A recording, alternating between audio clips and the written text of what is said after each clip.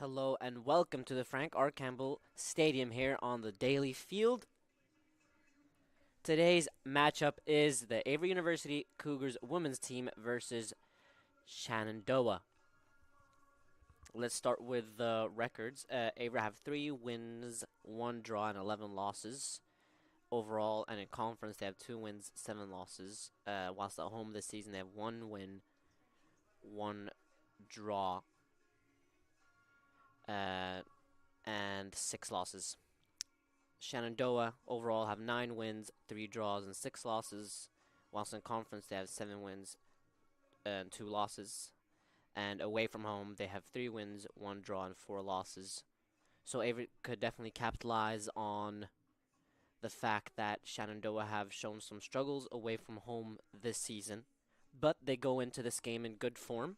Shenandoah have 6 wins in a row, and the first 4 of those, they kept a clean sheet in every single one of them. So they've conceded a goal in the last 2 games, but they're still outscoring their opponent.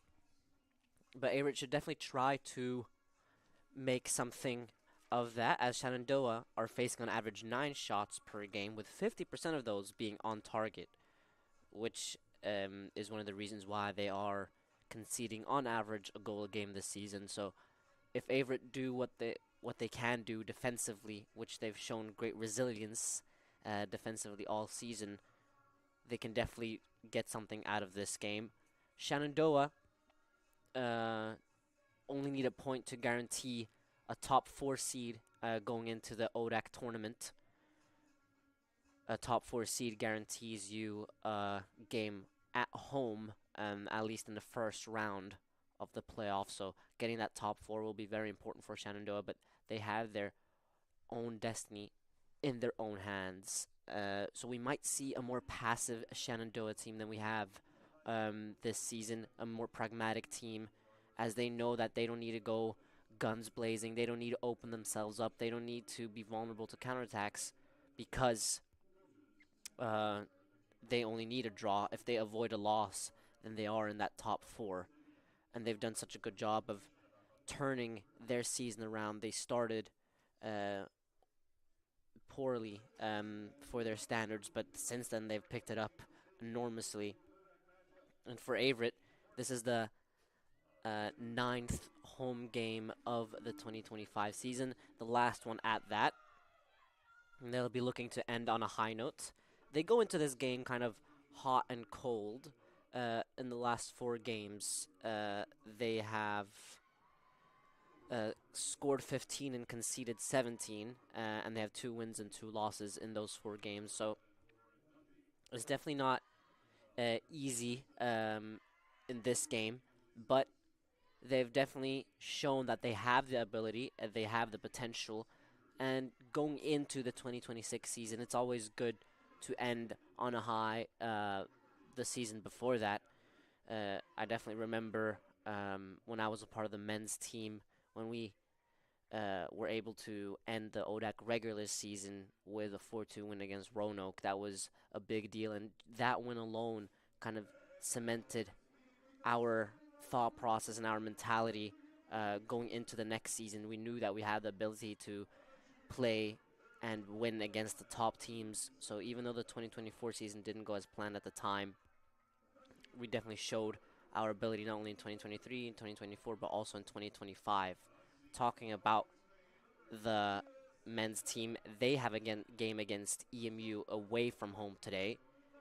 A win there and a Shenandoah men's team draw or loss means that Averett will get into the top 8, meaning that they will get into the first round of the playoffs, which would be a big deal. They would return to the playoffs for the first time since 2023.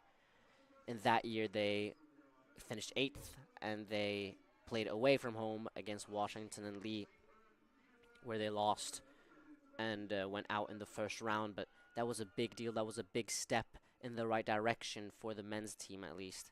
And if they could return to the playoffs despite having their backs against the wall, despite having such a thin squad, that would be great for the men's team. But going back to the women's team and the women's league, let's first mention the games going on today. Averett hosting Shenandoah is the first game that will kick off. It's very exciting today as there are 5 games kicking off, and they're all kicking off one after another. Averett hosting Shenandoah kicks off at 3. Bridgewater versus Randolph-Macon kicks off at 4. Roanoke versus Sweetbriar kicks off at 5. Virginia Wesleyan and Randolph College at 6. And EMU versus Guilford College at 7. We'll be right back after the national anthem.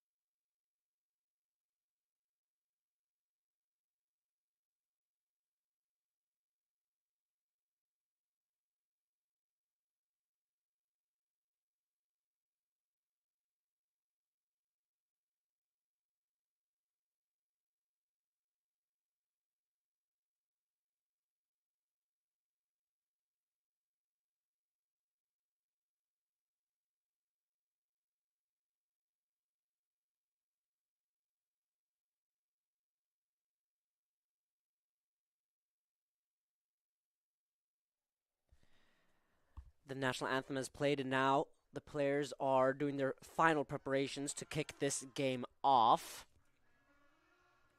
The last ODAC regular season game of 2025. There's a lot of exciting things in front of us. We might see 2 teams really going at each other today. Before we get more into this game, we mentioned the games kicking off today. There's games happening continuously, which is always very fun. And then Thursday, 30th of October, which is tomorrow, Lynchburg will be traveling to play Hollins University. That kicks off at 3. So that will be the final game of the regular season before the playoffs kick off. And for the league table, Washington and Lee top the league with 30 points. Followed by them is Virginia Wesleyan on 22, Randolph-Macon and Shenandoah on 21, followed by Bridgewater at 5th with 18 points. Bridgewater with 18 points, yes, and then Roanoke with 15, Lynchburg with 13, EMU with 12, then Randolph with 9, Guilford and Averett equal on 6 points, Hollins at 3, and then Sweetbriar with no points as of right now. So there's definitely a theme going on. There is some gaps here and there in the table, but there's certainly things on the line. Shenandoah need to avoid a loss to confirm their top 4 seed, whilst Bridgewater will be hoping and rooting for Averett, because if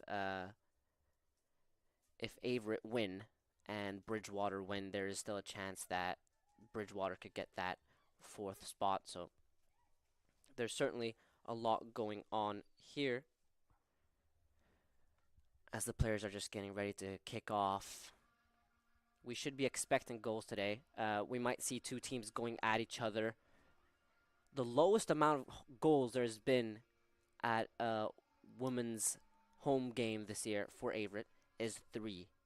So we should expect goals today as Gianna Minifo kicks us off. She sends it to Pelitant, who sends it back to her goalkeeper, who today is Heinbaugh. Heinbaugh sends it long to Lindström. Shenandoah win possession.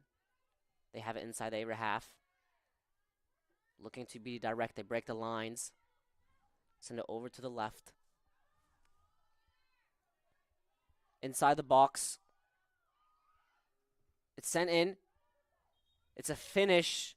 Heinbaugh does a great job of getting low quickly, closing the angles. But it's called back for offside. Or is it? Sorry, it's just a goal kick. But my point was that these are two teams that scores goals. So these are two attacking teams. So we might see an open game with Kelly having a lot of space in front of her. She sends it out to Evans. Kelly and Evans have been two very dangerous players offensively for Averett. Kelly has 2 braces, so 2 games where she scored 2 goals this season against Hollins and Sweetbriar, whilst Evans was the ODAC Offensive Player of the Week earlier on in the season. Shenandoah inside the box, cut in, the finish, it's sent in, and it's just wide. This is the openness we talked about. This all started with Kelly for Averett, finding a lot of space, sending it out to Evans. The pass was misplaced, and then Shenandoah were able to launch a counterattack themselves, send it down the line, and then all of a sudden they're inside the Averett penalty area. Heinbaugh sends it up. She finds Evans. Evans looking for Minifo. The pass is intercepted. Shenandoah with a first-time pass out wide. They maintain possession.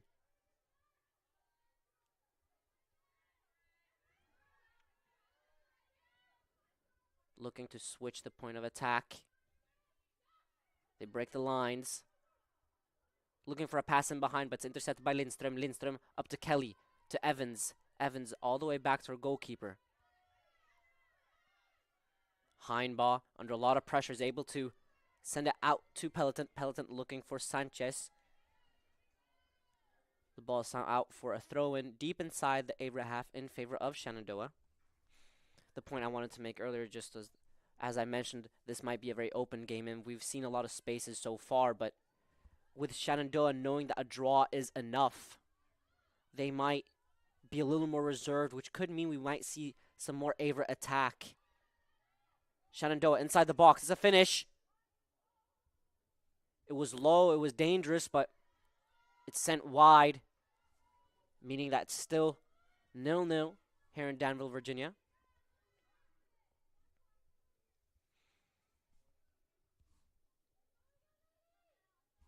The weather might have something to say. That might be a factor today as well. It's a little drizzle. When you're outside, you can feel a little rain coming at you, but that could mean at this turf that the ball moves slicker, so we could see more passes in behind, more faster passes, more intense in the passes, which is always fun to see for the neutral. A great turn by Kelly as Averett. We're getting close to the Shenandoah penalty area.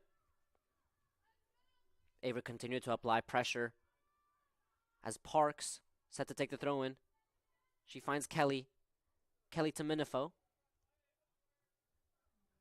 Minifo looking to find a teammate, but she plays a 1-2 with the ref.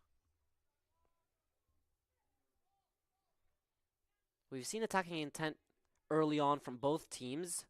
You can see Averett have all their players inside the Shenandoah half, while Shenandoah have already gotten a couple shots off. A dangerous attack as Shenandoah get in behind. Heinbaugh off her line. Shenandoah get around in a crossing position. It's cut back. It's still bouncing around.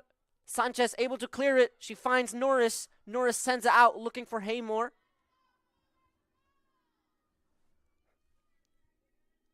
A very dangerous attack for Shenandoah. They were able to catch Averett off guard. A direct pass in behind meant that Heinbaugh was forced to get off her line and get out of her box. But then Shenandoah were able to get past Heinbaugh, but the touch was just a little too forwards, meaning that it went more to a crossing position rather than having the ability to finish in front of an open net. Averett were able to escape. It's a left-footed delivery here on the right-hand side, meaning it will curve inwards towards the Averett net. It's sent in. It's dangerous. It's still in the box. It's headed around. And it's headed out of play. We mentioned earlier that Kelly and Isabel Evans are dangerous players, and there are players to watch in the Averett attack, but the right winger, Delaney Haymore, she's been very dangerous this season too. First, at the start of the season, we gave her credit and sang her praises for her running in behind, her relentless runs in behind, and how she provides an outlet, but she's really added end product towards the end of this season. Before last game against Washington and Lee, she assisted in 3 games in a row, showing that she can both score and assist in equal measure, something that's very difficult to find and difficult to execute as well. Shenandoah break the lines as they enter the Averett half. It's a headed pass in behind. Shenandoah are inside the box. It's a finish. It's a toe poke. It hits the post and it goes in. Shenandoah have an early lead here in Danville, Virginia. They go up 1-0 with 38 minutes and 13 seconds left of the first half.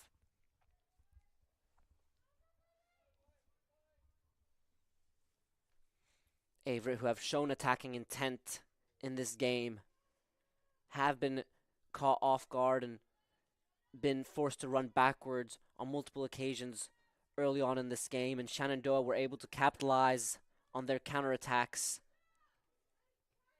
as they have now gained an advantage early on in this game. Still a lot of soccer to be played, and Averett have shown a lot of intensity and purpose in their game. But Shenandoah are the ones who have been able to execute and capitalize on their opportunities thus far.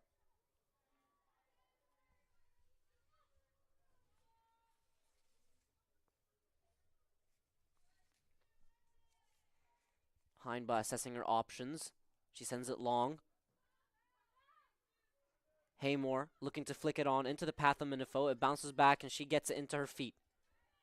Looking to send Evans in behind. Her pass is intercepted. Shenandoah win the ball back. Shenandoah maintain possession inside their own half. Kelly is able to get a foot onto it, but it bounces off her foot and out for a throw-in inside the Averett half in favor of Shenandoah.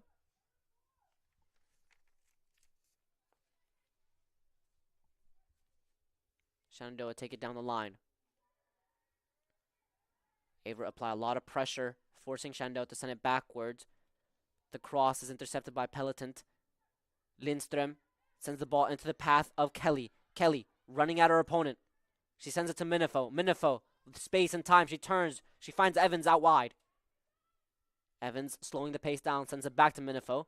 Minifo takes a touch forwards, looking to advance. She sends it in. The ball bounces around the box, is cleared. Pelletant applying a lot of pressure.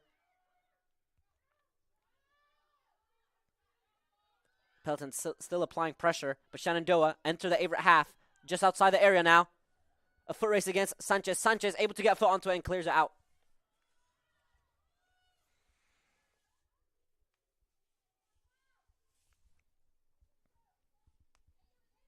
Another corner in favor of Shenandoah, this time on the left-hand side.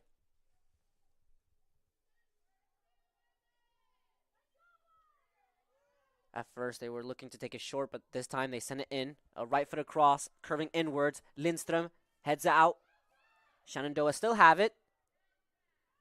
Overly looking to clear it. She's not able to clear lines, but Heinbaugh does a good job of reading the shot quickly.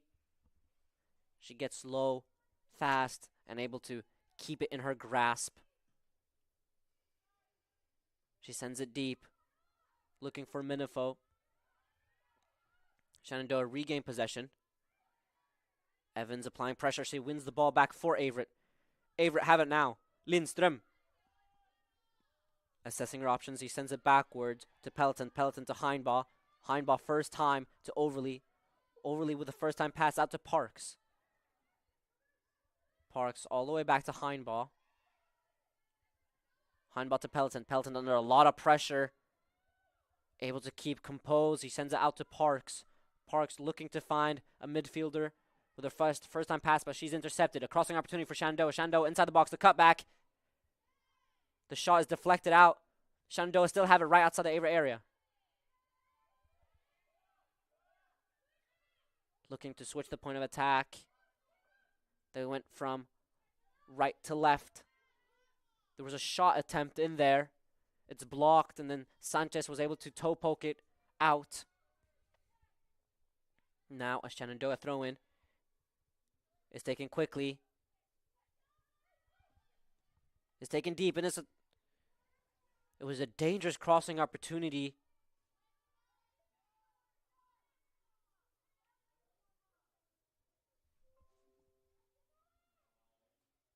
Alexis Andrews was able to turn and send a cross into the second post, but no one was able to maintain control of the delivery, meaning it trickles out, and it's a goal kick. The goal kick is taken deep by Heinbaugh.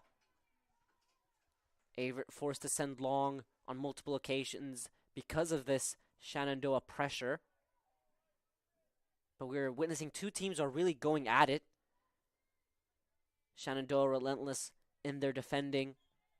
No, I'm sorry, in their attacking. Whilst Averett are resilient in their defending. They've been able to clear their lines and find space in that middle third. On multiple occasions, we've seen Kelly especially be able to turn and run at her opponent and have runners out wide. Averett just haven't been able to execute, but there's definitely spaces to exploit offensively for Averett. Evans finds Minifo with a throw-in.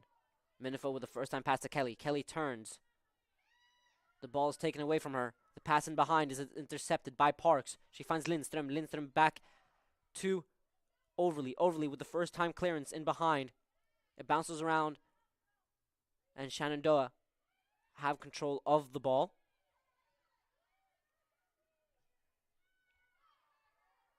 It's a pass in behind, but Parks seems to have control. Shenandoah regain possession. Now they're inside the Averett box. The cutback is blocked by Lindström. Lindström still applying pressure. Shenandoah keep the ball on the right-hand side. The right winger is able to get past Parks, but Lindström is able to get a foot in and intercept. She finds Evans. Evans with great feet. She finds Parks. Shenandoah regain possession inside the Averett half. They're looking to send it wide. The pass intercepted by Sanchez. Another pass in behind. Trickles out.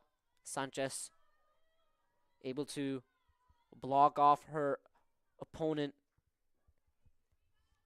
meaning that Sanchez can just see it out. These last couple of minutes, we've seen Shenandoah assert themselves as the dominant force in this game. There's a lot of urgency and purpose behind every Averett pass, but Shenandoah are really pinning Averett backwards.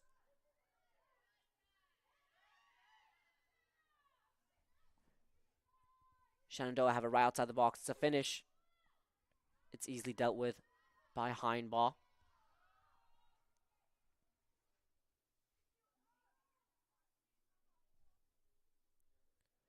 Earlier when we talked about players to watch for Averett, we didn't mention players to watch for Shenandoah. Number 18, McKenna Newcomb, has 11 goals and 7 assists this season. She's both a top goal scorer and top assister for her team. And she's scored in 6 games in a row. So she's definitely someone to look out for. Someone who will definitely have something to say in this game.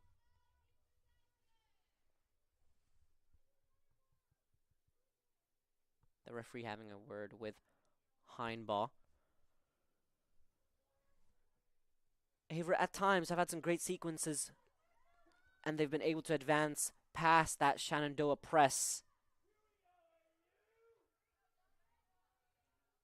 And when they've entered the Shenandoah half, they've had a lot of runners, something that we've struggled to see at times this season, but it's pleasing on the eye to see that Averett have so much urgency and purpose behind every pass, and how at times when they've been able to put together these sequences, they've been able to break Shenandoah down and enter the Shenandoah half. It's just how they'll execute in that final third, which will really have something to say in this game, if they will add something to the scoreline or not.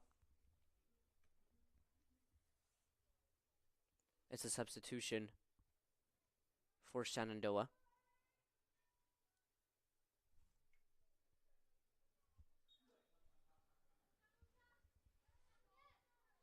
Throw-in is taken forwards, but it's intercepted by Averett. Shenandoah regain possession inside the Averett half. They have it in a central area. They send it out wide to the right-hand side. Parks able to get a foot in, and so does Evans. Norris was in that battle in the midfield, but Shenandoah regained possession. Shenandoah have been really direct, especially down the right-hand side, looking to enter crossing opportunities on a constant basis. It's a shot from deep, but it's blocked. It's a very brave block by Overly.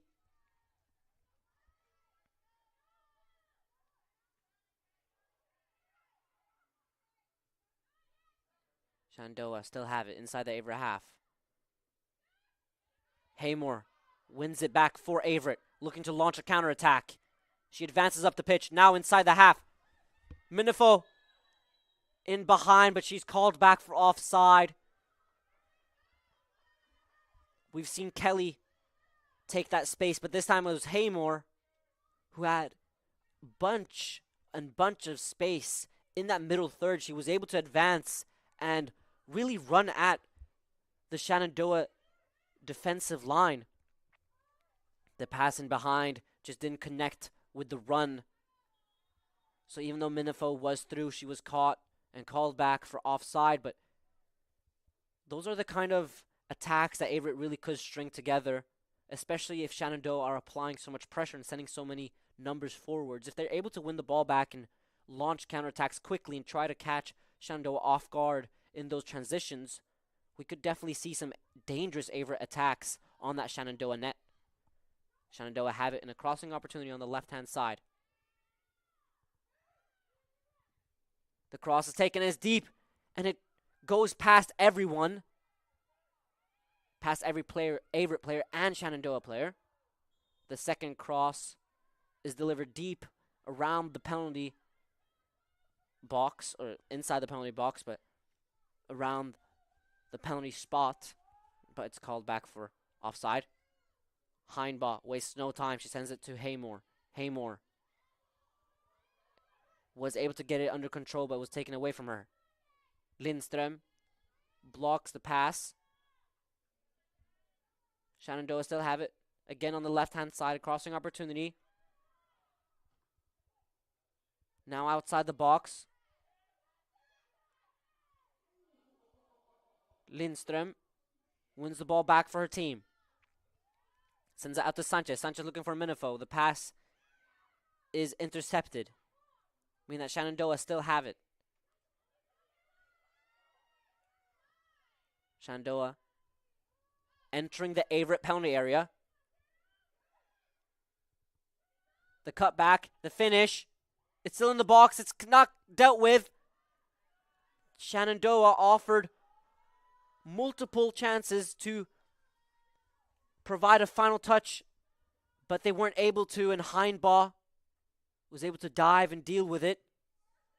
She's been called to action on multiple occasions early on in this game. She sent it long.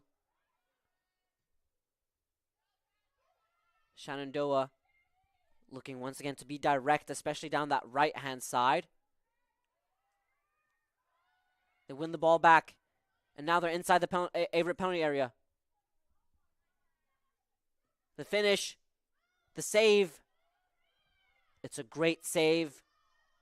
At first she created a rebound, but she was able to pounce on the rebound herself quickly and gratefully grasping the ball. She sends her team forwards. She sends it long. Heinbaugh looking for Haymore.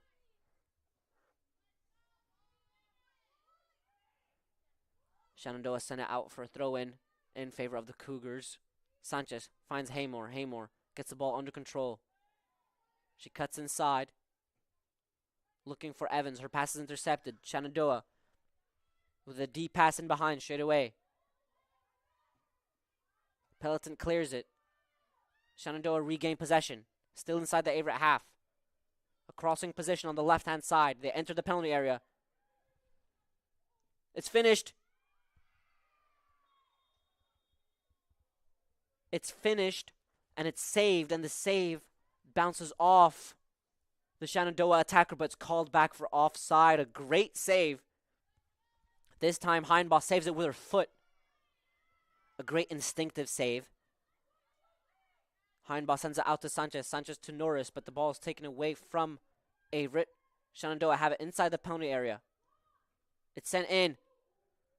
A very dangerous cross deflects off of Kelly, and Heinbaugh was looking to claw it out, but luckily for both, it bounces off the side netting outside of the post, meaning it's sent out for a corner kick, once again on the left-hand side in favor of Shenandoah. Shenandoah with a couple of substitutions.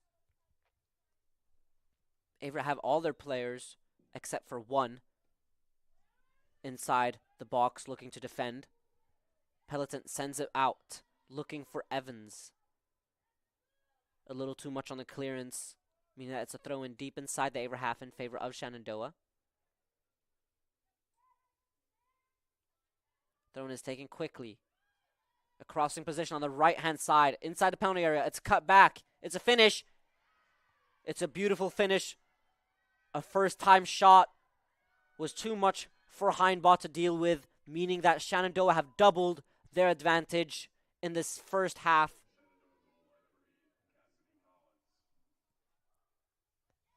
Cassidy Collins was a player who got the final touch, meaning she doubled the Shenandoah advantage here against Averett in Danville, Virginia. Still in the first half.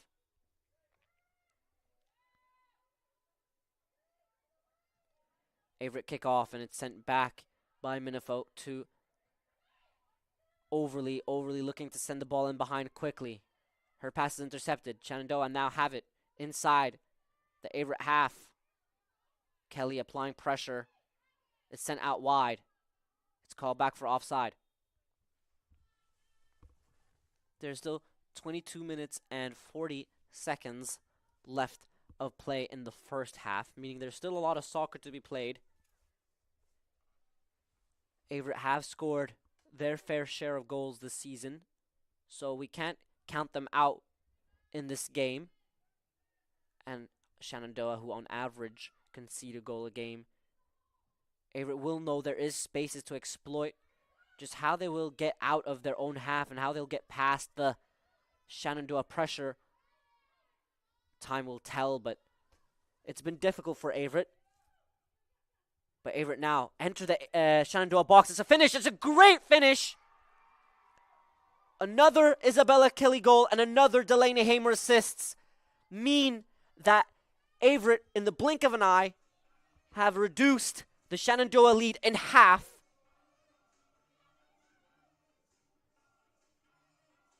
Averett have reignited life into this contest. It's Shenandoah 2, Averett 1, with 22 minutes and a single second left of the first half. Shenandoah applied a lot of pressure and got their second goal, but Averett have been quick to respond. A beautifully worked goal. Just as I was talking about how Averett have struggled to break Shenandoah down. Shenandoah break, Averett down, and it's a finish. It's a great save. Overly able to get a foot onto it. Averett not able to clear their lines. The ball is still inside the Averett penalty area. Now it's cleared. The last minute has been out of this world. I was talking about how Averett have struggled to break Shenandoah down, but then they do so beautifully. Kelly initiating an attack as she finds Haymore. Haymore sends it back to Kelly, and the finish in such an angle, able to toe poke it past the goalkeeper. But then Shenandoah, after the kickoff, were quick to launch an attack. They were able to get a 1v1 situation against Heinbaugh, and Heinbaugh, beautifully so, able to pull off a save, and Averett not able to fully clear their lines until the dying moment. And now Shenandoah have it inside their own half. Morgan Musselman, who is the Shenandoah goalkeeper today, sends it long.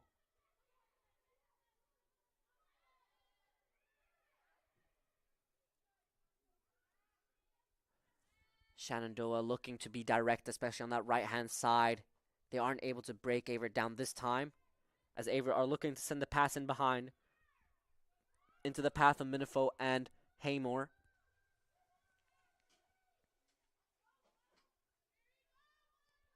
It's sent out for a throw-in favor of the Cougars inside their own half.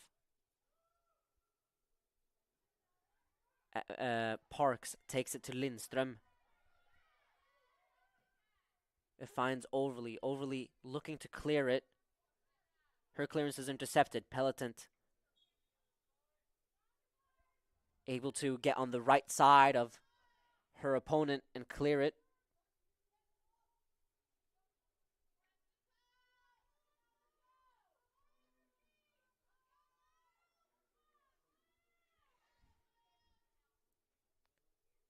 Averett take the free kick. They take it deep. A great touch by Lindström, meaning that Averett are able to maintain possession. Another great touch by Evans. Evans finds Haymore. Shenandoah forced to clear it, but only as far as Sanchez. Sanchez looking to find Haymore. It finds Lindström. An intense battle in the middle of the field, but Averett remain in control of the ball. Evans finds Kelly. Kelly turns beautifully. Looking for Minifo, but they weren't able to connect, meaning that it's out for a throw in favor of Shenandoah inside their own half. We're witnessing really open play, very end-to-end. We know these are two teams who like to score goals, but they concede goals as well, both teams.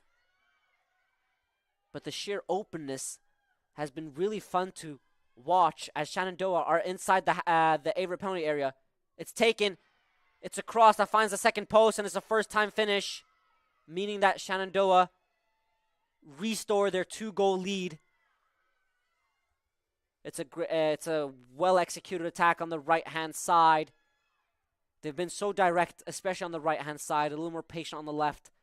The cross goes over Heinbaugh onto the second post, and the first-time finish means that Shenandoah restore their 2-goal lead with 18 and a half minutes left of the first half. Averett patient from kickoff. Kelly sends it up into the path of Haymore. Haymore in a foot race. She's down the line. She's looking for options.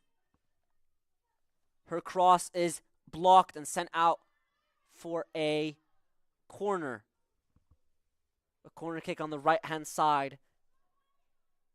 Isabel Evans is a designated set-piece taker on this team. She rushes over to prepare herself to take this corner.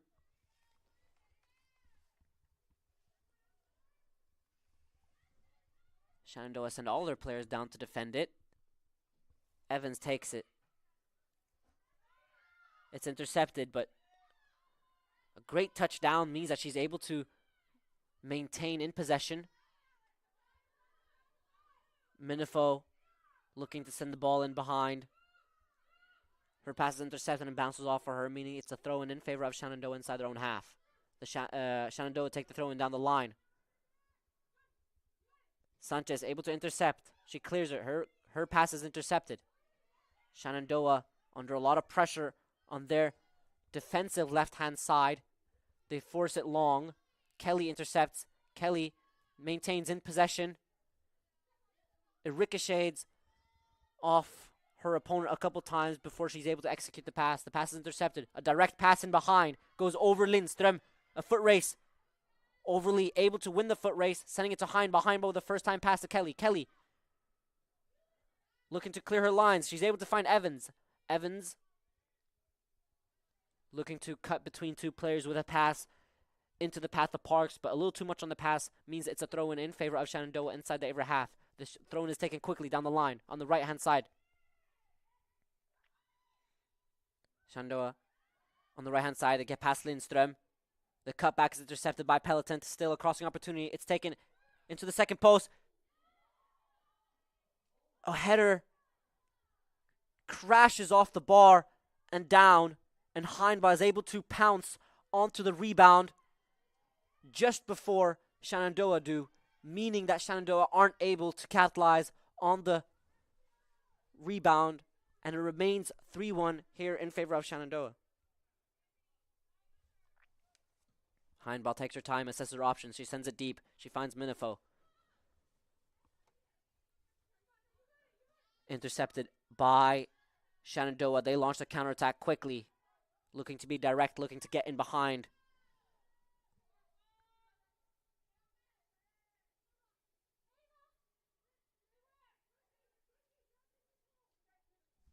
Sanchez throws it onto the head of Peloton. Shenandoah intercept. They have it right outside the Averett penalty area. They enter the penalty area. It's a finish. It's parried. It's cleared. Only partially. A couple flying blocks by the Averett defenders means that Shenandoah aren't able to penetrate. The ball bounces around. Heinbach wasn't able to keep control of the ball, but the last finish is shot wide. Shenandoah applying a lot of pressure on the Averett net, but this is the resilient and the relentless. We've talked about Shenandoah relentless, keeping every attack alive, but the resilience Averett have to throw their bodies on the line to keep the ball out of the net and keep this game alive means that it's still 3-1 in favor of Shenandoah in this first half. Haymore plays a 1-2 with Minifo. Haymore enter the Shenandoah half. If the ball bounces around, finds Parks. Parks with a first-time pass into the feet of Evans. Evans looking to get past her opponent. It's an intense battle on that attacking left-hand side in favor of Averett. Evans looking to instruct and conjure something on the left-hand side. It's a throw-in favor of the Cougars inside the Shenandoah half. Lindström sends it to Norris. The pass is intercepted. The ball bouncing around inside the Shenandoah half. Evans looking for Norris. The pass is intercepted. Shenandoah switch the point of attack with a lot of space on the left-hand side. They enter the Averett half. They send it out wide.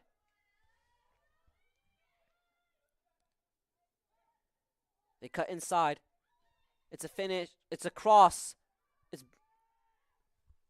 It's still inside the Averett penalty area. No team able to maintain possession. Evans clears it into the foot of Sanchez. Sanchez into the head of Lindström. And now the ball is fully cleared and it's sent out for a throw-in.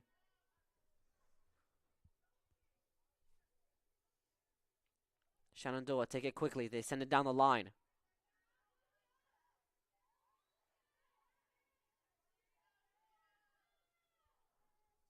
Overly forced to send it out for another throw-in, even deeper inside the Averett half in favor of Shenandoah.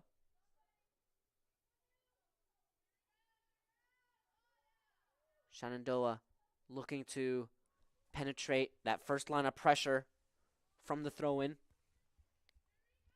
They're able to get through, but they aren't able to maintain control of the ball, meaning that it's sent out for a goal kick in favor of Averett. Heinbach taking her time, assessing her options.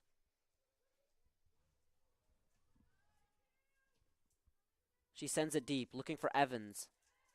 The pass is intercepted, finds the head of Lindström. Shenandoah sent it out for a throw-in in favor of the Cougars. Just inside the Averett half.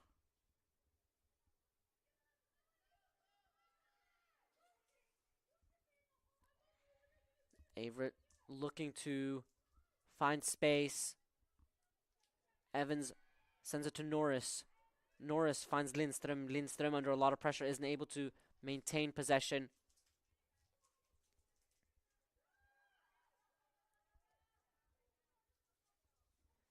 Shenandoah neither not able to maintain possession. Kelly takes a throw in. She finds Evans. Evans looking to send it down the line to Minifo, but it's sent out for a throw in.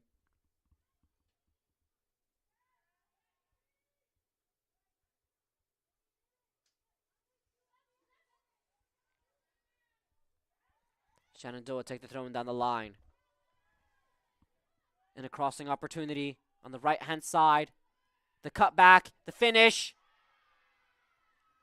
A very well-worked attack means that Shenandoah add another goal to their lead, meaning it's 4-1 in favor of Shenandoah in this first half. The first time finish. Once again, too much for Averett to deal with. Shenandoah have been relentless in the way they look to get around.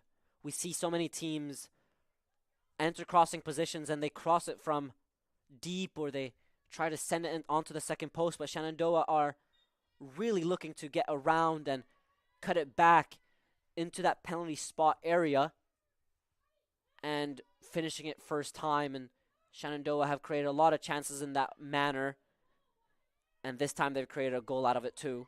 Shenandoah win the ball back inside the Averett half. They enter the Averett penalty area. It's cut back. It's a finish. It's blocked, and it's sent out for a corner on the left-hand side.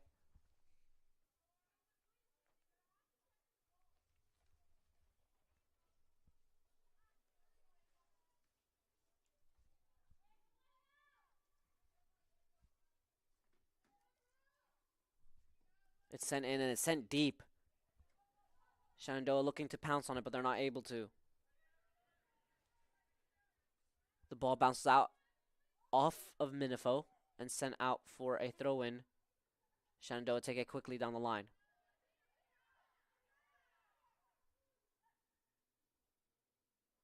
Averett win the ball back. They find Minifo. Minifo out to Haymore. Haymore looking to flick it on into her own path past her fullback, but she's not able to. The pass in behind, intercepted by Peloton. Peloton sends it out for a throw-in.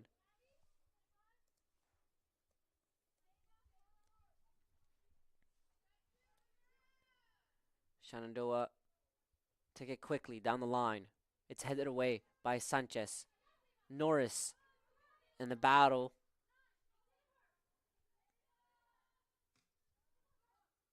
The throw-in is intercepted by Sanchez once again. It finds Norris. Norris sending it down the line. Averett are being pushed back, but they're responding by trying to push Shenandoah back as well, which is why the ball is bouncing in and around between that middle third of the pitch, because neither team are able to maintain control of possession, but they're trying to pin each other back, looking to get in behind. So with each pass in behind being intercepted, it's just that neither team are able to maintain control. The pass intercepted by Kelly. Kelly plays a 1-2 with Alvarado. Kelly turns. She sends it out wide to Evans. Evans inside the box, looking to get past her opponent. The ball is taken away from her. Shenandoah looking to launch a counterattack. The pass in behind is intercepted by Overly. Overly sending it in behind into the path of Minifo. Minifo applying a lot of pressure, but not able to maintain possession. Overly wins the ball back for her team, sending it to Kelly. Kelly finds Lindström. Lindström with a great turn. Sends it out wide, looking for Haymore. The pass is intercepted. Shenandoah. Shenandoah being pressed intensely, but they're able to switch the point of attack from left to right, sending the ball in behind, looking for crossing opportunity. Hindbot alert off her line. Reads the pass early and able to pick it up.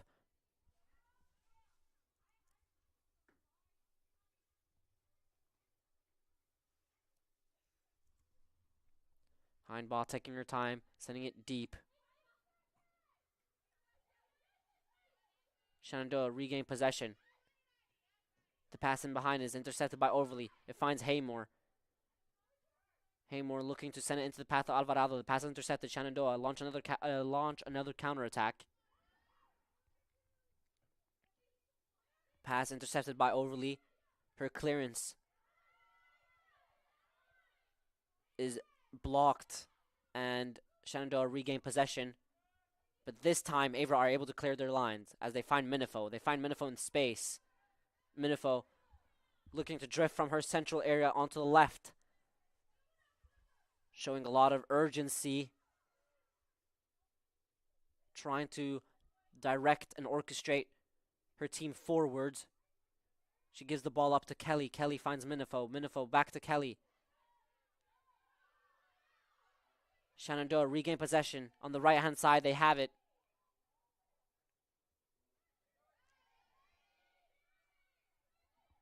The cross headed away by Peloton onto the head of Evans.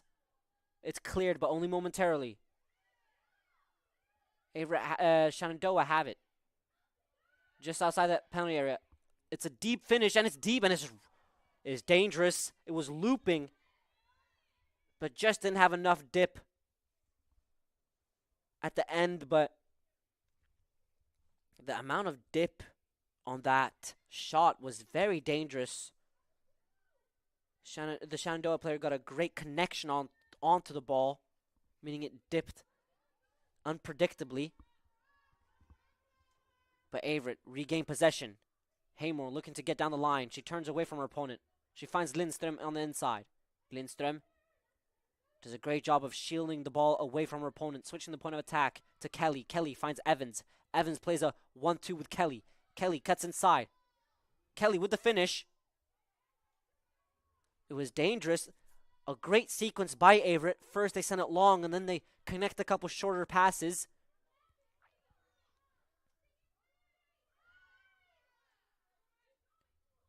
From the shot, the Shenandoah goalkeeper sends it short. A lot of space for the Shenandoah fullback to advance as they advance into the Averett half, looking to get in behind Sanchez. Sanchez does a great job of shielding the ball away from her opponent, meaning that she's able to see it go out of play.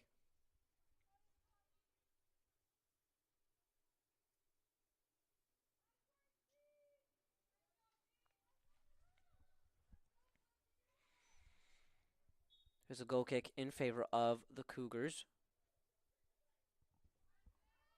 It's taken deep. It's intercepted. The intercepted header finds Peloton. Peloton sees it out.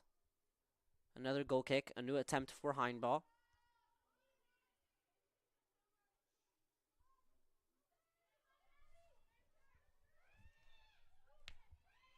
This time it's taken short. Peloton finds Sanchez, who finds Norris. Norris with a first-time pass to Hindball. Hindball finds Marley Luckett, who's been subbed on.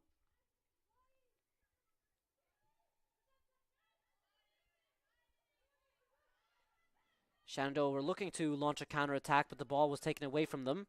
Lindström finds Haymore. Haymore to Luckett. Luckett applying a lot of pressure on the Averett defense, the Shenandoah defensive line, meaning that Averett have it deep inside the Shenandoah half. Sanchez to Haymore. Haymore back to Sanchez. Sanchez looking to send it to the second post. Her cross is blocked and sent out. She gets a new attempt, and that one is blocked too.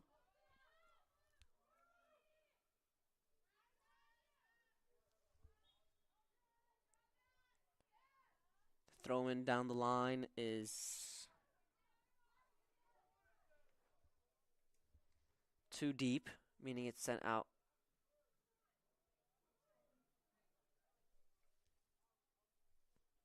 There seems to be confusion on the pitch of what is being called, but it's called back for a foul throw, I believe, meaning that Shenandoah get the throw in. But Averett applying a lot of pressure, pinning Shenandoah back, means that they're able to regain possession, and they have it just outside the penalty area. Evans takes it. It's dangerous. It was curling, but Musselman was able to deal with it, and she keeps it in her grasp. She sends it deep.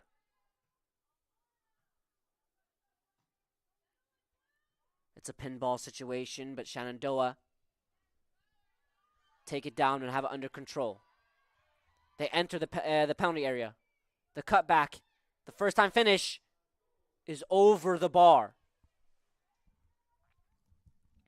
The pinball situation on the right-hand side created space in behind, and Shenandoah, as they've done so often in this game, cut it back from that right-hand side into the penalty spot, and the first time finish was just a little too strong, meaning that there was too much power on it, and it's over and out.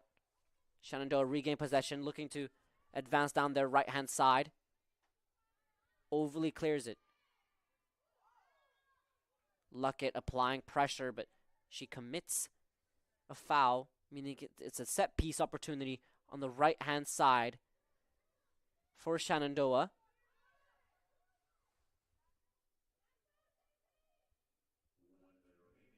It's sent in. It's dangerous. It's headed. It's not fully cleared, but it is now. Heinbaugh was looking to assert her dominance in the aerial space, looking to punch it out. But she wasn't able to get the connection she desired, meaning it was still inside the box, bouncing around, but Shenandoah weren't able to capitalize, and they sent it out for a goal kick.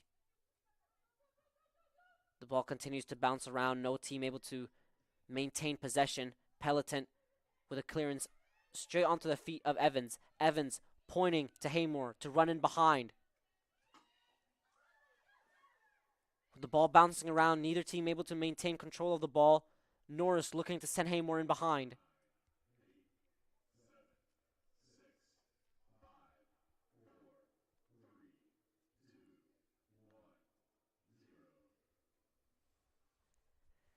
And the referee blows for the first half. Averett go into the second half with a 3-goal lead to catch up to. As of right now, the score is Shenandoah 4, Averett 1. We'll be back soon to kick off the second half.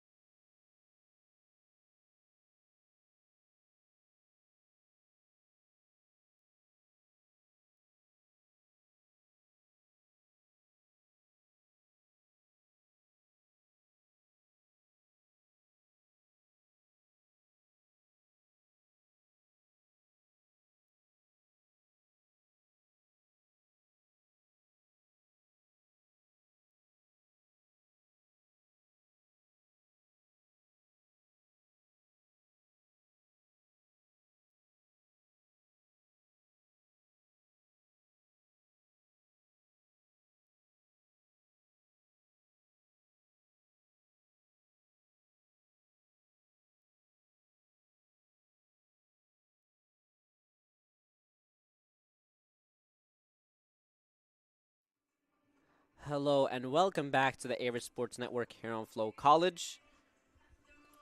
We are set to kick off the last 45 minutes of women's soccer in the 2025 season. This season has gone by quick. It feels just like yesterday we were broadcasting that 3-3 game versus Salem College, so it's been a very fun ride. Thank you very much for everyone who's joined us throughout the season. Before we get sentimental, let's just talk about what we've witnessed of the first 45 minutes. We've seen two teams really go at each other. At first, the first couple of minutes, it was very open, so neither team able to assert themselves as the dominant force in the game. But then Shenandoah really got off the starting blocks, and they pinned Averett backwards, and Averett weren't able to break down that first line of pressure that Shenandoah were applying, which meant that Shenandoah were able to regain possession on a constant basis and maintain it inside the Averett half, and they did such a good job of keeping attacks alive, and they've been really productive on the wings, but they've done it in different ways. On the left-hand side, they do a little more shorter passing, they combine a little more, whilst on the right-hand side, they tend to be a little more direct, and they like to get around and cut it back, and that's a very difficult thing to defend for Averett, because if you don't apply pressure on the person who is crossing and delivering the ball, then they have all the time and space in the world to do what they want. But if you don't mark the person that's set to receive the cutback, then they're in open space to finish right in front of the goalkeeper. So Shenandoah are really doing a really good job of creating dilemmas for Averett. But we saw Averett do the same thing at times, and that's one aspect that often goes overlooked in soccer. It's the running at someone, and not always running, but forcing your opponent to make a decision, because if you go at your opponent and they just keep going backwards, then they're giving you more space to advance into. But if they're going towards you, that means there's space somewhere else where you could pass. So both teams are creating dilemmas for one another, which is very fun to see, because in all honesty, I was expecting not as open play. I was expecting longer sequences that would maybe drag out a little. But the way the two teams have been going at each other, executing and exploiting the space that the teams are leaving, it's fun to watch from a neutral point of view. It's been very fun. There's been a lot of goals. And if anything, at the Frank R. Campbell Stadium, we should always be expecting goals, especially from the women's games. The lowest amount of goals there's been in a singular game is 3. And if there's 3 goals in the soccer game, that is a lot of goals for a soccer game. So we should be very happy that we're witnessing a fun Averett team to watch at times, especially when they're really at it.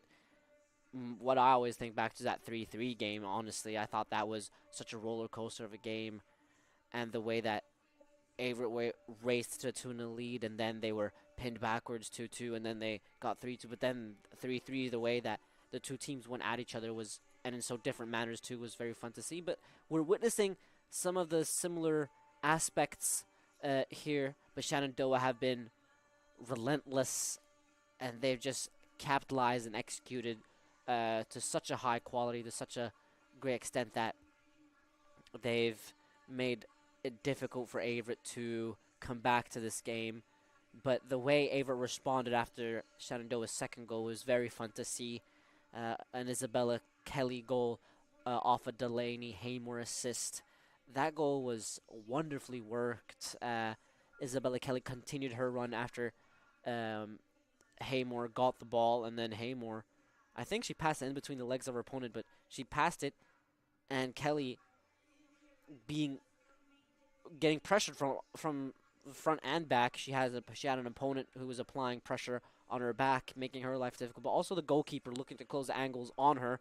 And in that situation, it's very difficult to execute. But the way she was able to look up and then find a solution so quickly, and then just toe poke it past the Russian goalkeeper, and then reignite this game, was for those couple of moments was so fun and so exhilarating.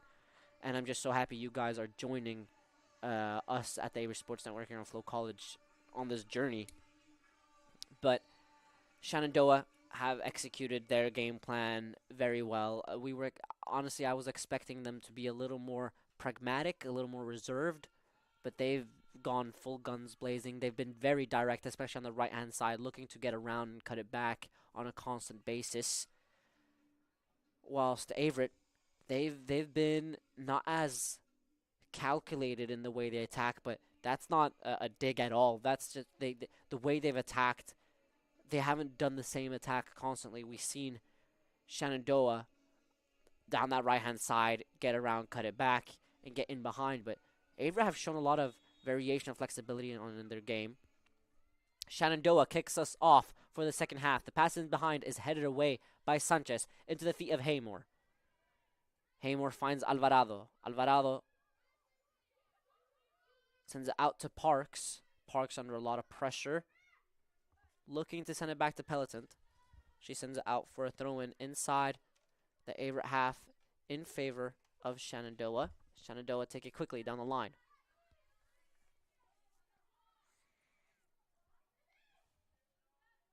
Shenandoah remain in possession. They send it deep in behind. It's not fully dealt with. Sanchez quickly scans and sends it out for a throw-in deep inside the Averett half in favor of Shenandoah.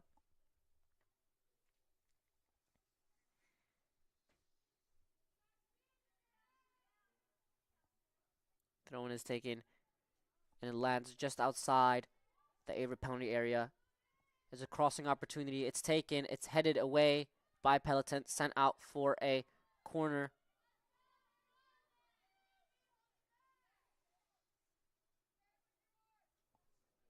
Shenandoah seemed to be favoring those in-swinging corners, whilst Averett had a corner earlier. It was taken by Evans. That was swinging outwards. It's taken short. Averett clear it, but only temporarily. The third attempt of a clearance is the fourth attempt is the one that's good. It bounces around and it trickles past a couple players, but Lindstrom has it. First time pass to Evans. That pass intercepted. Shenandoah quick to launch a counterattack. Is dealt with by Overly and Pelitant, but it's only partially cleared. Shenandoah have it inside the box. Tia Kroons substituted for Krista Heinbaugh. Is able to get low quickly, close the angles, and it bounces off of her and out for a corner. The second one in quick succession here for Shenandoah. Another in-swinging one, a right-footed delivery on the left-hand side. It's taken deep. Kroons oozing calmness and composure as she easily deals with it and then quickly launches a counterattack, throwing it into the path of Haymore. Haymore back to Sanchez. Sanchez to Lindstrom. Lindstrom into the path of Alvarado. Alvarado under a lot of pressure. Tries to get it to Norris, but it's sent out for a throw-in inside the Averett half in their favor. Sanchez takes it quickly. She finds Haymore. Haymore sends it down to Kroons. Kroons clears it, looking to send it deep. The pass is intercepted. Shenandoah regain possession. They have it inside their own half. They were looking to get down the line, but it's intercepted by Haymore. Haymore sends it out for a throw-in. Throw-in, another interception by Haymore. She heads it out.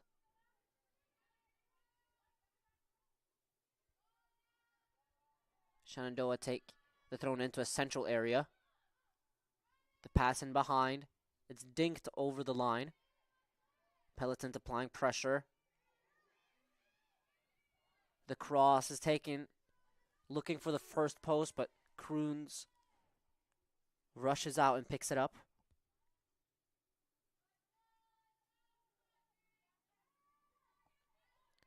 Kroons rolls it out to Sanchez. Sanchez looking for Lindstrom. Her pass is intercepted. Shenandoah regain possession. looking to get in behind in that space between Overly and Sanchez, but a little too much on the pass means it's sent out for a goal kick.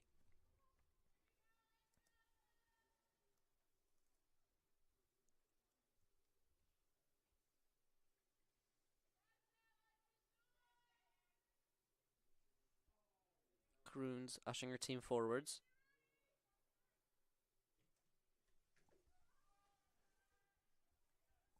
She sends it out on the right-hand side, but isn't able to find her target, meaning it's sent out for a throw-in inside the Averett half in favor of Shenandoah.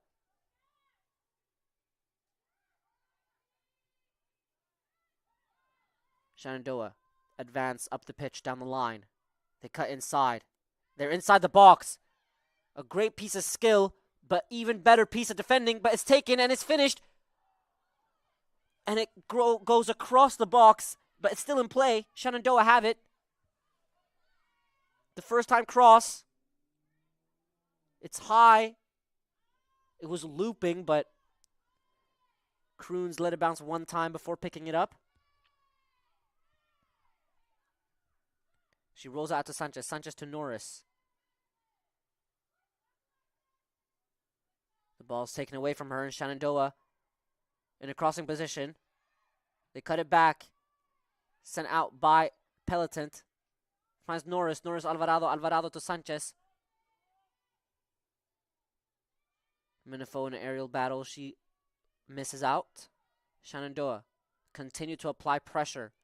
Looking to continue from their momentum on the first half.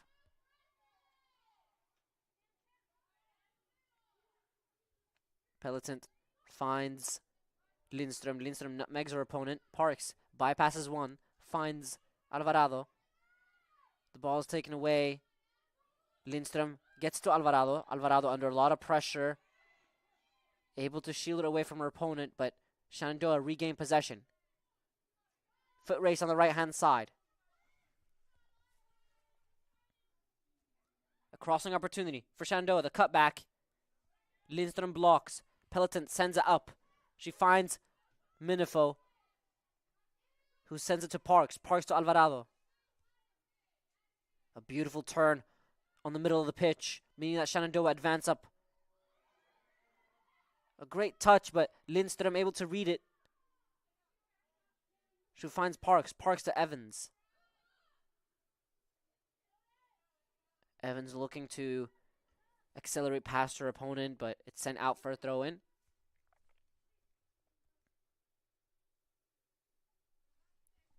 Is taken down the line. The touch inside. The pass in behind. Along with the goalkeeper. It's a finish.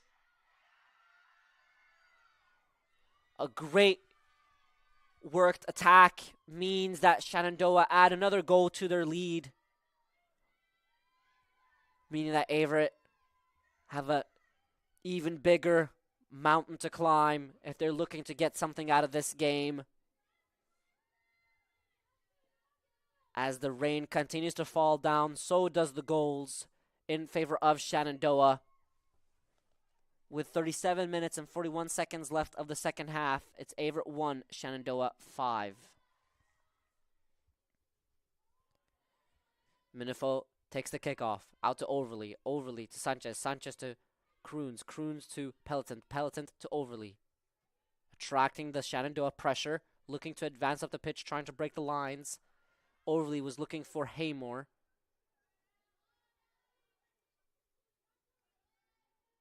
Shenandoah regain possession. They're in a crossing position. They cut inside. It's called back for offside.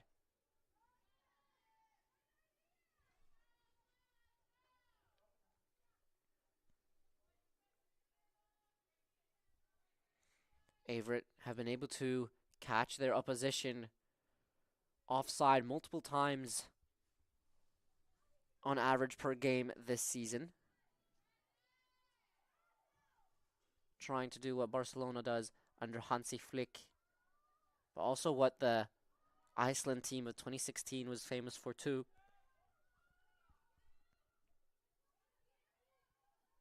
Shenandoah have the ball inside their own half. The pass in behind is direct, and they get in behind, but it's called back for offside. Averett once again catching their opponent off guard and able to put them in an offside position.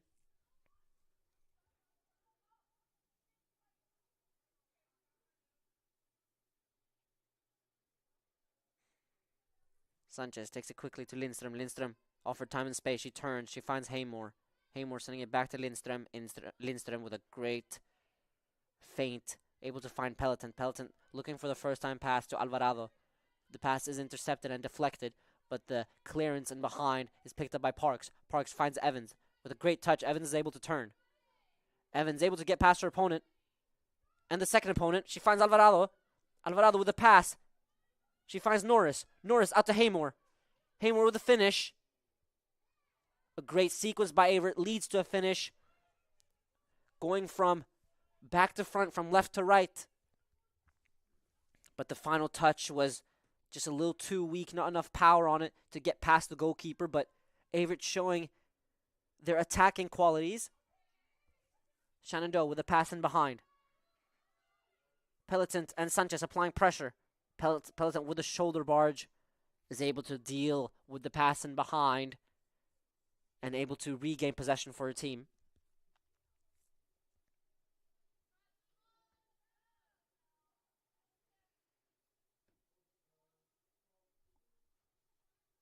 Kroons looking to send her team forwards, looking to send this pass.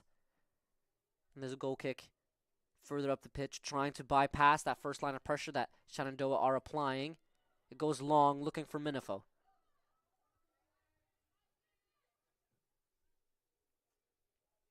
It's sent up.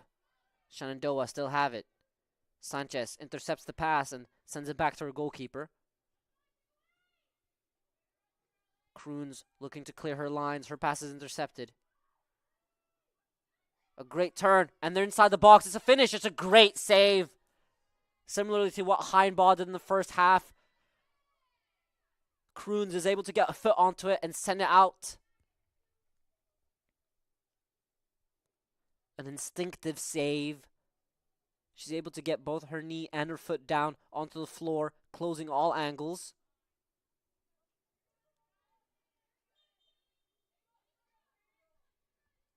The resulting corner kick is taken by a right-footed player, but it doesn't beat the first post and trickles out for a goal kick. A substitution as Kelly checks in for Norris.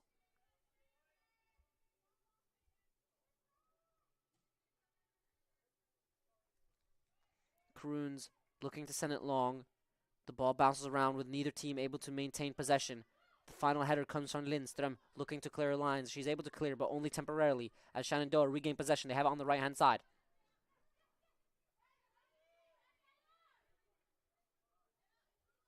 Shenandoah still with possession. The pass in behind. Now inside the box. The cross onto the second post is dealt with by Sanchez. It was a teasing ball onto the second post and is still in play. Shenandoah still have it right outside the penalty area. Looking to cut inside. Sanchez gets a foot onto it. Clears it, but only partially.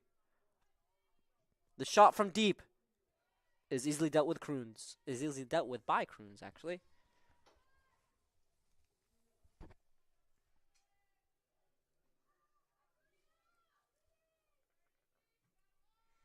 It's sent deep.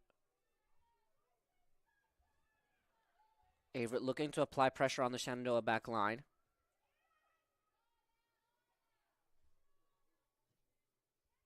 The pass in behind. It's a foot race. Overly wins the foot race and able to turn and finds Kelly. Great defensive work by Overly. Kelly to Sanchez. Sanchez to Haymore. Haymore to Kelly. The final pass was just a little off, but another good sequence by Averett. Shenandoah regain possession, looking to be direct, looking to get in behind straight away. Crossing opportunity on the left-hand side. It's cut back. It's stepped on by Peloton and then cleared out by another Averett defender. And Averett have a chance to launch a counterattack. They waste no time. A direct pass in behind. Evans looking for Haymore. Is dealt with by Shenandoah.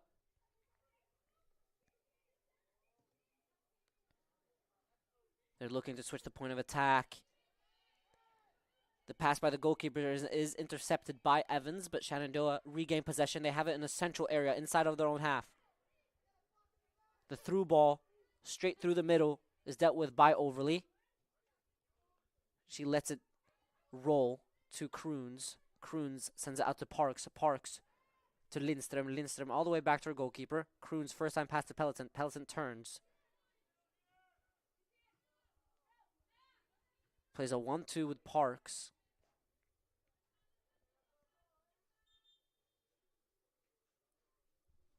Shenandoah with a couple substitutions.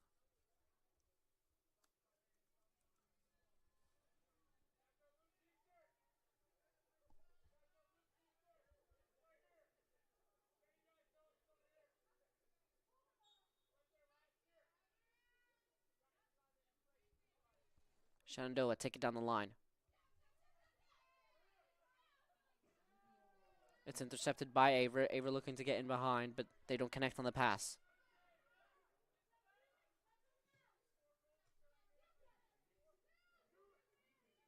Alvarado applying a lot of pressure in the middle of the park. A 1-2 on the right-hand side is intercepted by Lindström. Lindström sends it out to Pelleton. Pelleton with a first-time pass to Parks. Parks sends it up to Minifo. Minifo gets away from her opponent, and she finds Lindström. Lindström looking to get Haymore in behind. Haymore applying a lot of pressure onto the pass. She wins it from her opponent. Haymore just outside the area. She enters the box. Haymore out to Sanchez. Sanchez with the first time delivery. She finds Alvarado. Alvarado to Kelly. Kelly looking to get it to Evans. Evans does. Evans has it, and she sends it to Parks. Parks to Lindström. Lindström first time pass out to Evans. Evans with the delivery. Finds Minifo. Minifo with the finish. It's blocked. Kelly sending it out to Evans. Keeping the attack alive. Averett are able to keep the attack alive.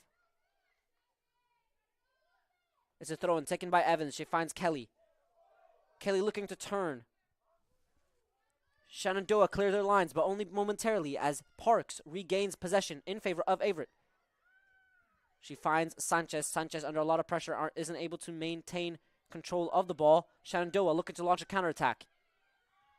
The pass in behind, intercepted by Pelleton, but Shenandoah latch onto the ball.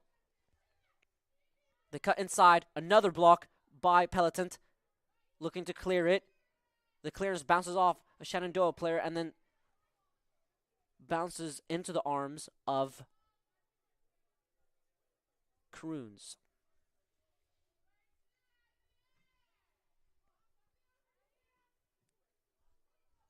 Kroons sends it long, looking for Kelly. The ball bounces around. Alvarado almost able to get to it, but Minifo is able to get to it. Sends it out to Sanchez. Sanchez to Haymore. Haymore looking to find Sanchez down the line. The clearance finds the feet of Haymore. Haymore with the pass in behind, looking for Kelly. It's intercepted. Pelleton applying pressure.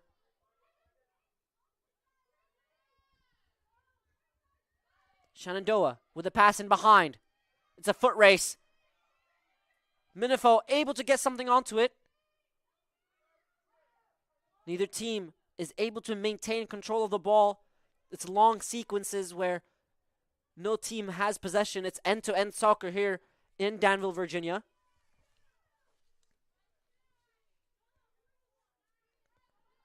With less than half an hour played, if Averett are looking to get something out of this game, it needs to start now. They need to start throwing the kitchen sink at it soon.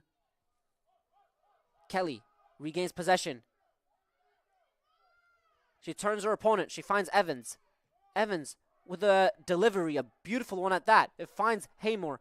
Haymore into the box. It finds the penalty area. Shenandoah not able to clear their lines. Evans has it outside of the area. She sends it backwards to Parks. Parks turns. She finds Evans. Evans in a central space, offered a lot of time. She finds Haymore. The pass is intercepted and headed out, but Shenandoah aren't able to fully clear their lines, and Averett are able to keep their attacks alive.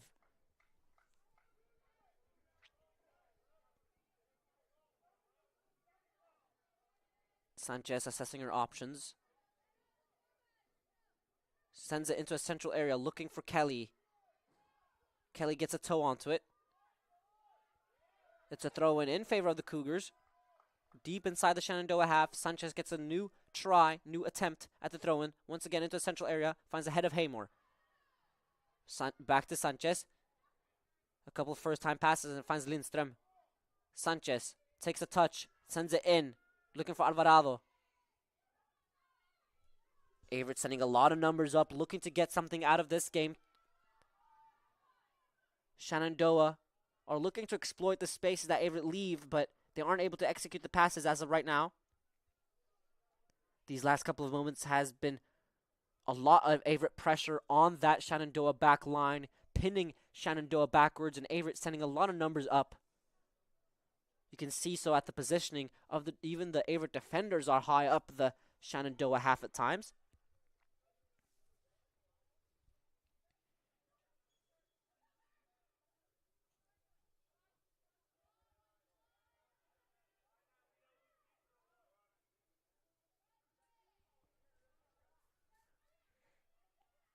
Shenandoah have it, looking to get in behind.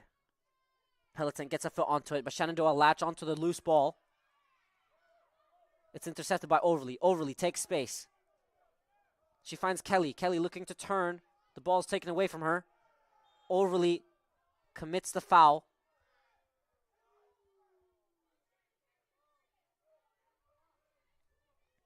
A set-piece opportunity just inside the Averett half in favor of Shenandoah.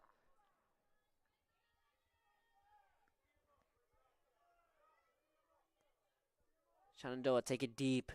Enters the Averett box. It's just inside the box, and it bounces around, and Kroons gets her hands onto it.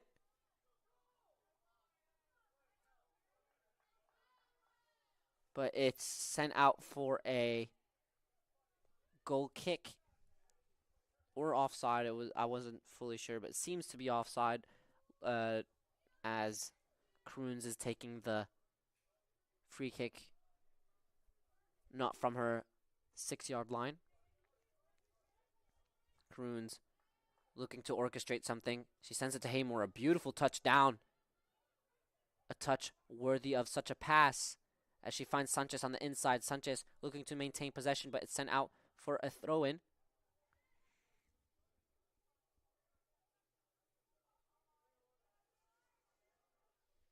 A couple of substitutions.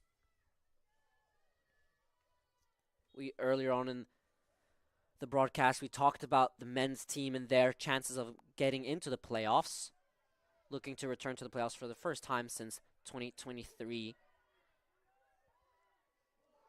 And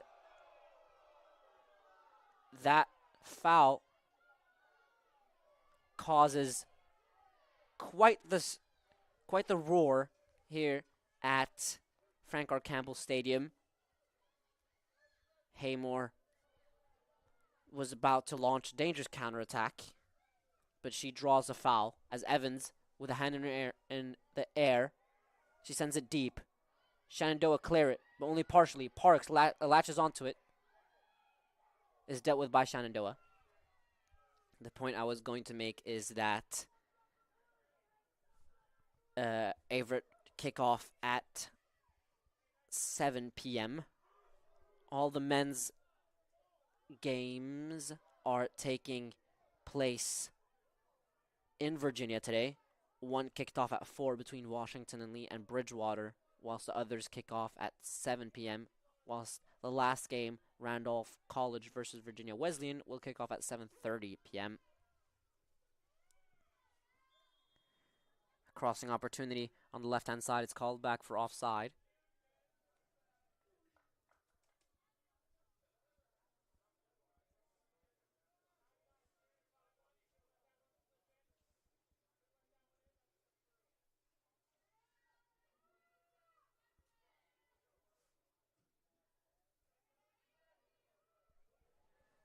It's taken deep.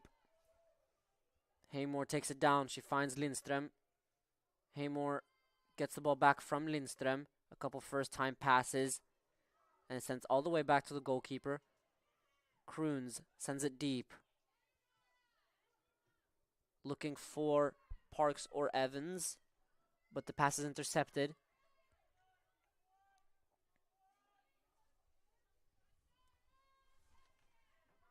Crossing opportunity on the right-hand side is dealt with by Averett. And it trickles out for a goal kick.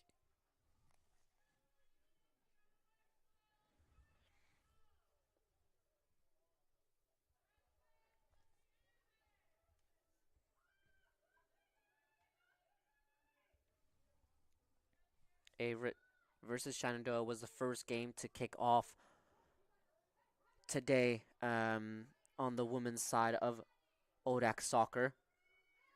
The second game kicked off at 4 between Bridgewater and Randolph-Macon. Shenandoah have it on the right-hand side looking to cross. In that game between Bridgewater and Randolph-Macon, it's still 0-0. Randolph-Macon have the upper hand. As of right now, they've put together 4 shots with 1 on target compared to Bridgewater's 2 shots, none on target. Whilst on the men's side, Washington and Lee have raced to a first half lead, 1-0 versus Bridgewater. That game will be very important on the top end of the ODAC men's table. That could have something to say for if Averett make the playoffs, who they will play against in that first round.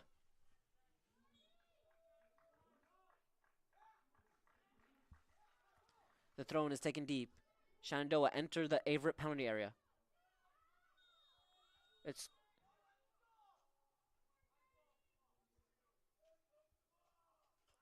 a foul called, but if it was inside or outside the box is the question.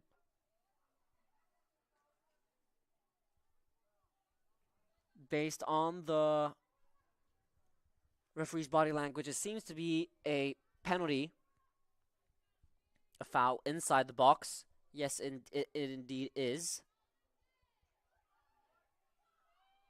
Shenandoah have the chance to add another goal to their lead. It's taken. It's finished. It's low. It's hard. It's powerful. And it's another goal for Shenandoah. Meaning it's Averett 1, Shenandoah 6 here in the last regular season game of the season. The penalty taker was able to trick Kroons and wrong foot her, meaning that the ball down to the right-hand side would be too difficult to deal with for Kroons.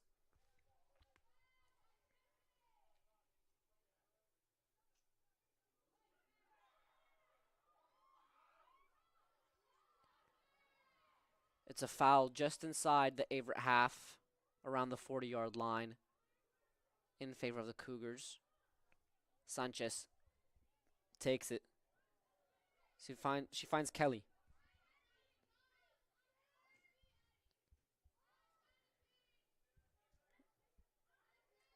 With the ball bouncing around a little, neither team was able to maintain control of it, but Averett had it for a little second. But Shenandoah regained possession, overly able to get a foot onto it. Shenandoah maintain in possession of the ball. It's a finish from deep, but it's dealt with by Kroons.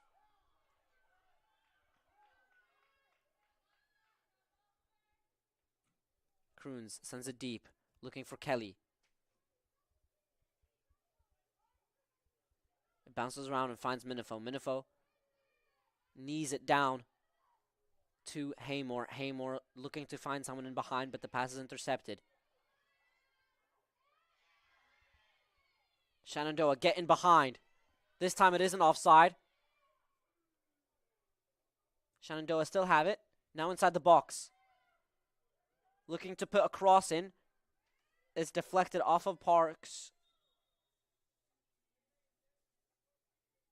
And the Shenandoah player, which means it's a goal kick in favor of the Cougars.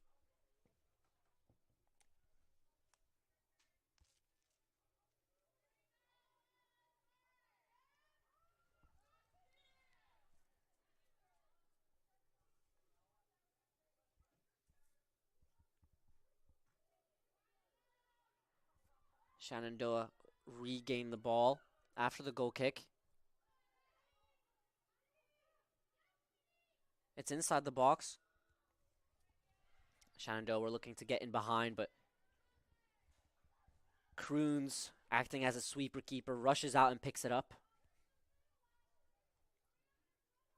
We've talked about how Shenandoah were in good form going into this game, winning 6 in a row. But this is no fluke. They are a team of high quality. Last year, they got to the ODAC tournament.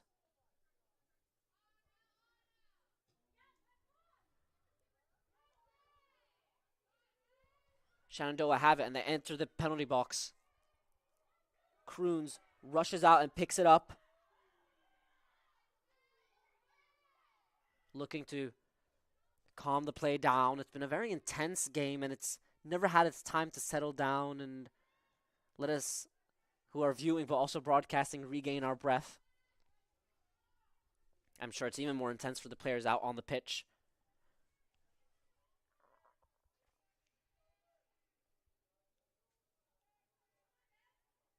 The throw-in by Averett is taken down the line, and it finds Kelly, but the ball bounces around. Neither team able to keep it in control. Shenandoah looking to get in behind. They head it into the space in behind, but it's dealt with by Pelton. Pelton sends it to Kroons. Kroons sends it up. Finds Evans. Evans trying to flick it on into the path of Kelly. Kelly applying pressure.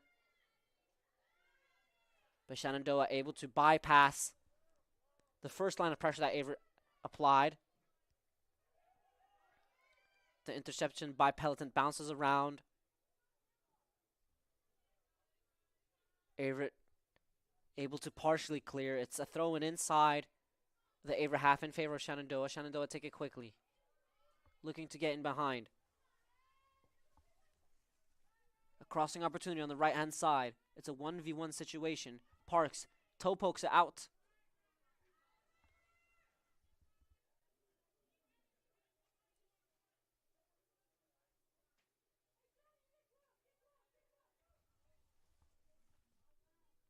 It's a corner kick on the right-hand side with less than 15 minutes left of the game.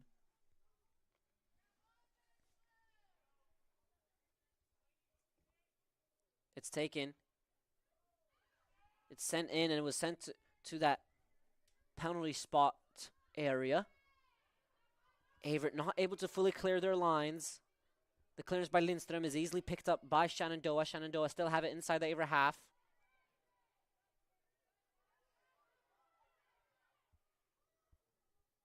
Shenandoah advance up the pitch. The pass in behind is intercepted, but only partially. A 1-2 between Overly and Sanchez. Shenandoah applying a lot of pressure, but Averett able to regain possession. They have a throw-in, a 1-2 between Sanchez and Haymore. Finds Lindstrom. Lindstrom out to Haymore. Haymore finds Minifo. Minifo looking for Kelly. They weren't able to connect. Minifo quick to pick up the ball, looking someone to throw it into.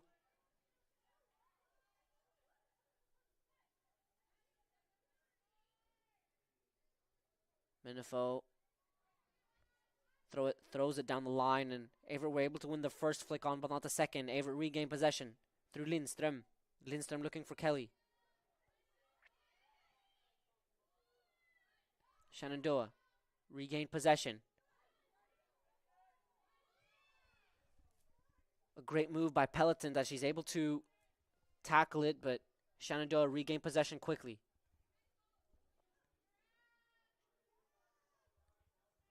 Shenandoah on the right-hand side. Across, delivered into the box. It trickles, and it goes across the box. No player is able to have control of it. but it's sent out for a goal kick or a free kick. It seems like Minifo drew a foul after she was shoulder barged onto her back. Kroons sends it deep. Finds Haymore. Haymore looking to head it to Kelly.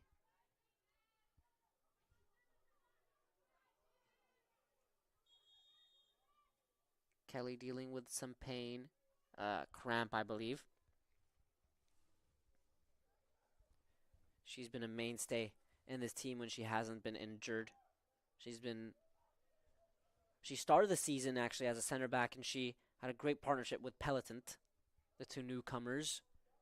Provided a lot of security and a lot of calmness and composure to that back line, but the speed and power that Kelly, and intensity too, that Kelly plays with means that she's been moved to many different positions, and she's been able to showcase her abilities all over, which is one of the reasons she's been able to put herself on the score sheet on multiple occasions, including today.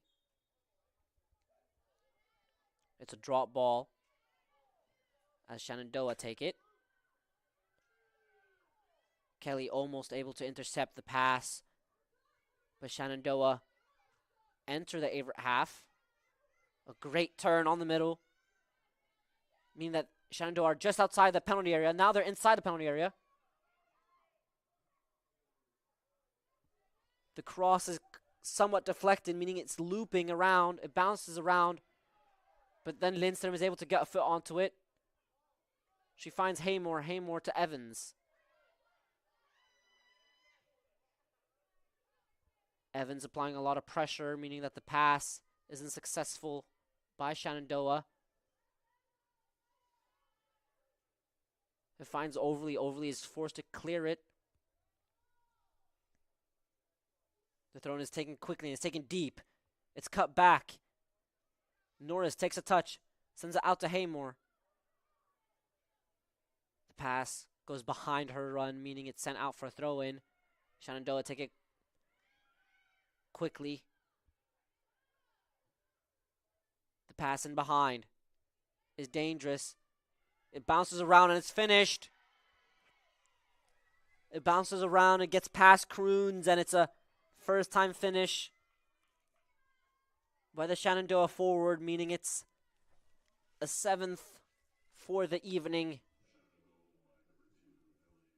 And it's Shenandoah 7, Averett 1, with 10 minutes and 4 seconds left of the game.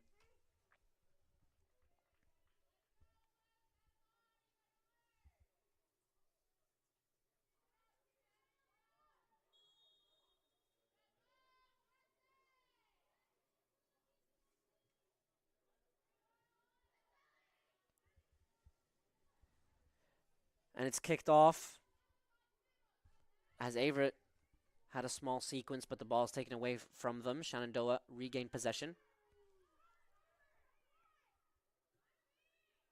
The pass in behind. It's dangerous, it's teasing, but Kroons was able to read it, and she didn't have to go far away from her line to pick it up. She rolls it to Overly. Overly finds Pelletant. Kroons sends it up. Finds Evans. Evans looking to flick it behind her opponent. Evans regains possession with a beautiful heel flick, looking to get past. But these two have had an intense battle throughout the game. Always tight on each other, looking to mark one another. So whenever the ball bounces, they're always close to one another in each other's proximity.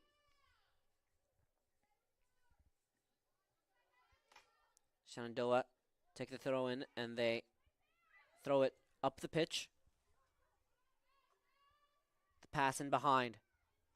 Overly runs onto it.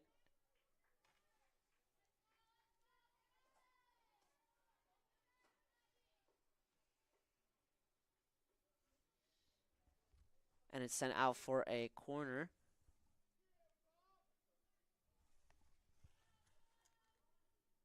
This time it will curve outwards, away from goal. It's taken and it's deep. It's headed out by Haymore, I believe. It finds Evans. Evans looking to find someone in behind. She's looking for Kelly. Kelly able to maintain control. She cuts inside. She finds Evans. Evans with the first time pass back to Kelly. Kelly with the first time pass to Lindström. Lindström finds Evans out wide. Evans looking for runners. She sends it deep. It goes across the box. It's a dangerous pass at that, but Averett didn't have the runners to pounce on the pass.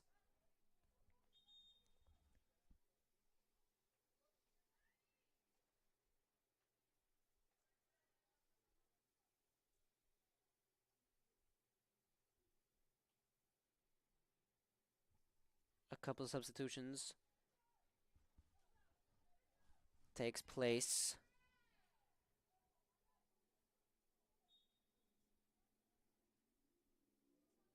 Shenandoah take the throw in and they throw it forwards. It's passed backwards and then a pass in behind. Haymore able to pick the ball up. Looking to run at her opponent. She goes down the line. Looking to cross it. Her cross is intercepted. Looking to put it into the box. No one's able to latch onto it, meaning that Shenandoah launch a counterattack. Evans applying pressure. She's able to toe poke it away from her opponent.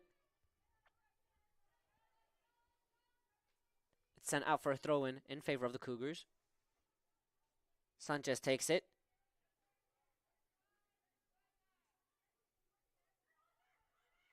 Looking for Haymore. Haymore able to shield it out for a throw-in her favor. She leaves it for Sanchez. Sanchez throws into a central space. Looking for Norris. The ball trickles out for another throw-in on the same side, but this time for Shenandoah. Shenandoah take it down the line. A crossing opportunity. Looking to cut it back. It's sent into the second post. Averett are able to get some bodies on the line, and they're able to deal with it, and it's sent out for a goal kick.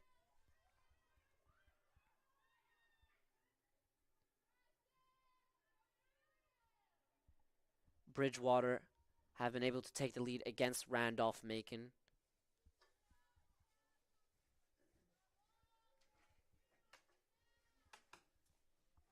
A penalty in favor of Bridgewater is what has given them the lead in that game, whilst Washington and Lee are still 1-0 ahead against Bridgewater. The throw-in is dealt with from Sanchez to Haymore. Haymore looking to send it down the line.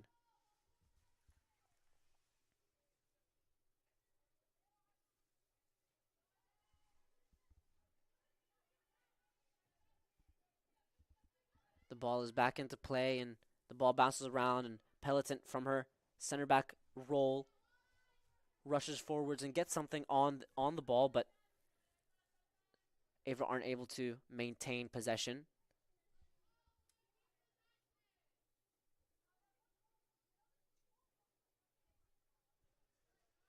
The throw-in is taken deep.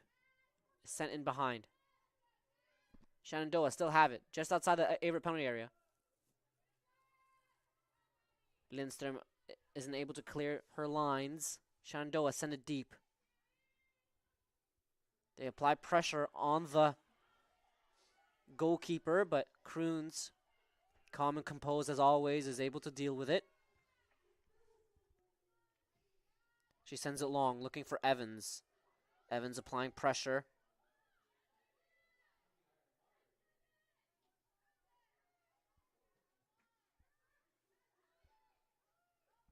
Shenandoah looking to get in behind. The pass is dealt with by Minifo. Minifo with the first time clearance. Shenandoah pick the ball back up.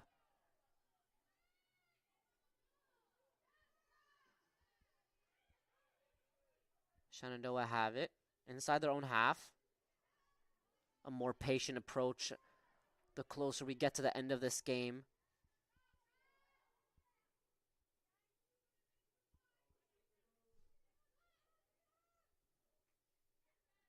Kroons sends it short to Parks. Parks back to Kroons.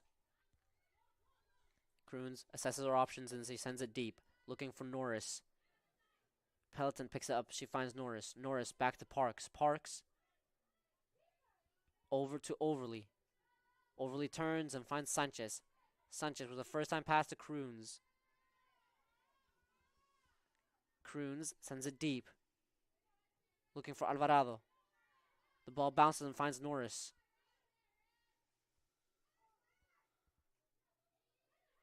Parks able to regain possession for her team. She finds Lindström. Lindström back to Overly. Overly looking for Haymore. Haymore looking to flick it on into the path of Evans. The pass is intercepted. Shenandoah have it inside their own half.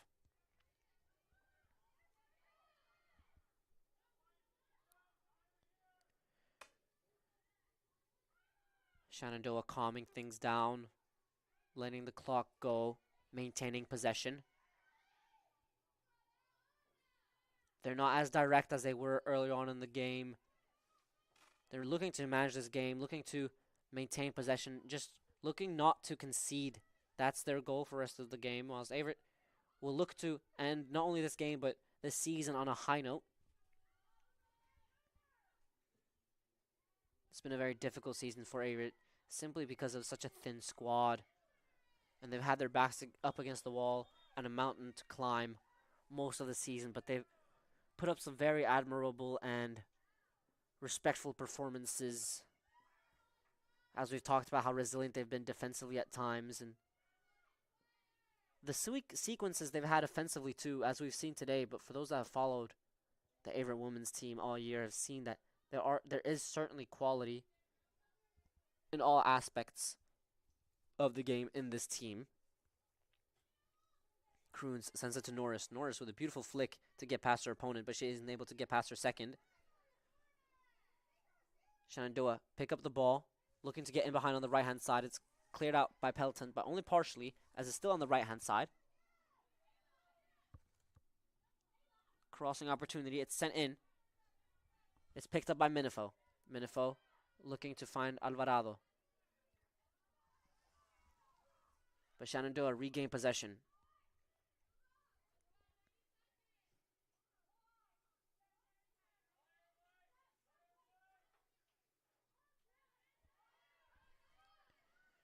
Shenandoah not under a lot of pressure. They have it within their own back line. They send it deep. The pass in behind. It's not called for offside. The finish is dealt with by Kroons. She rushed out quickly, forcing the attacker to make a decision, but it was too much pressure on her in that moment of time, as Kroons was able to get out quickly and close all the angles. The pass in behind is latched onto by Shenandoah, and it's a great piece of attacking play, but the shot is wide and hits the side netting.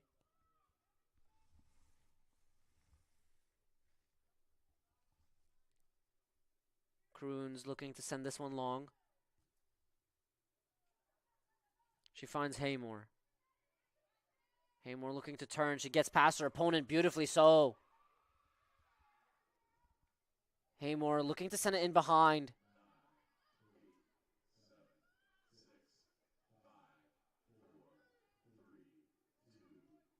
Sanchez looking to clear it. And the referee calls for the final whistle, as today's game ends Averett 1, Shenandoah 7. Before we sign off for one last time, I just want to thank everyone for not joining us only today, but all the games this season. This was the final 9th and final home game of the 2025 season. It is also the final game of the ODAC season, so next time we will be here together is in 2026.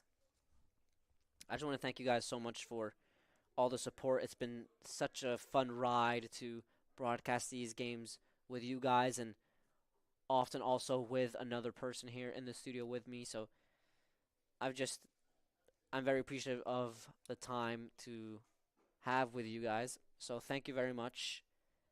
Have a good rest of the year.